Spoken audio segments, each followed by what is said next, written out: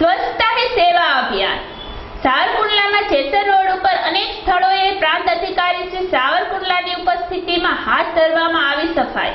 સમગ્ર અમરેલી જિલ્લામાં સફાઈ અભિયાન વેગવંતુ બન્યું છે, ત્યારે સાવરકુંડલા શહેરમાં મહિલા પ્રાંત અધિકારીની ઉપસ્થિતિ અને માર્ગદર્શન હેઠળ ચીફ ઓફિસર અને નગરપાલિકાની ટીમ દ્વારા સફાઈ હાથ ધરવામાં આવી હતી।